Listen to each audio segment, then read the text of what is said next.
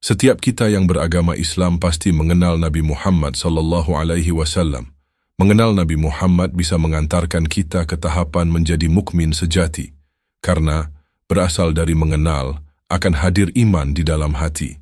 Dari iman di dalam hati akan suka rela melaksanakan kewajiban. Fase berikutnya akan timbul rasa cinta. Dari cinta muncul hasrat meneladan. Dari cinta pula kita mau mempertaruhkan dan mempersembahkan apapun untuk beliau. Terbukti, dalam sehari semalam minimal 9 kali kita bersalawat untuk beliau ketika salat. Beliau adalah satu-satunya nabi yang perjalanan hidupnya terpampang jelas dalam sejarah, dari lahir sampai wafat. Kehidupan beliau di dalam rumah, bahkan sampai aktivitas dalam kamar terpotret sangat jelas. Hal itu karena segala gerak-gerik kehidupan beliau merupakan standar acuan syariat dan teladan. Namun tentu saja, kadar pengetahuan umat bertingkat-tingkat tentang sosok sebenarnya beliau. Ada yang mengenal beliau hanya namanya saja. Ada yang mengenal beliau hanya sebagai utusan Allah sebagaimana rasul-rasul lainnya. Ada yang mengenal beliau hanya di tanggal 12 Rabiul Awal karena dirayakan tiap tahun. Dan ada yang mengenal beliau melalui buku sirah yang dibacanya. Sejak beliau lahir, menjadi anak, remaja, dewasa, diutus menjadi nabi dan rasul, menjadi pemimpin negara hingga beliau wafat. Sebesar pengetahuan kita tentang Nabi Muhammad SAW, insya Allah sebesar itu pula kadar cinta kita kepada beliau. Nabi Muhammad SAW, Rasul Allah yang terakhir memiliki kepribadian agung, hati yang bersih, akhlak terpuji, akal cemerlang, kecerdasan yang unggul, keberanian yang tiada duanya.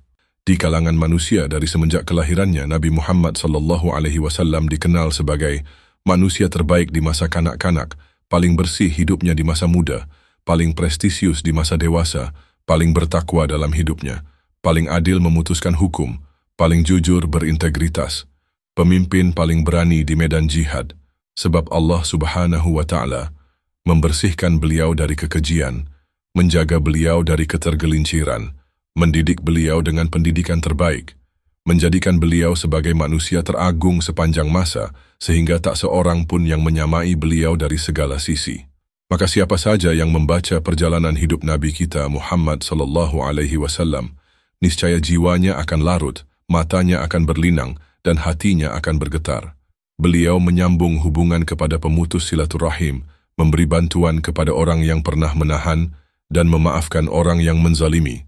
Tidaklah heran ketika Aisyah ditanya bagaimana akhlak Nabi SAW.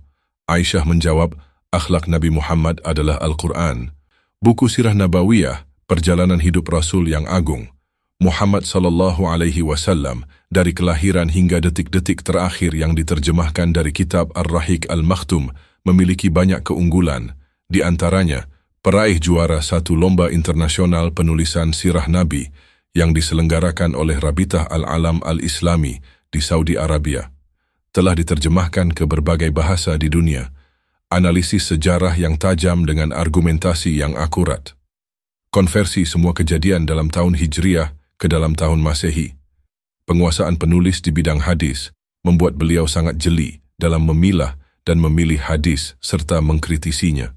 Maka buku ini adalah sebuah karya besar dan lengkap tentang riwayat hidup Nabi kita, Muhammad SAW, yang ditulis oleh Syekh Syafiur Rahman Al-Mubarakfuri. Apa yang dipaparkan di dalam buku ini tidak hanya berkisar tentang kehidupan Nabi SAW semata, namun juga mencakup sejarah kehidupan bangsa Arab, suku-suku dan bangsa-bangsa selain Arab, dari sudut pandang sosial budaya, geopolitik, ekonomi, dan demografi.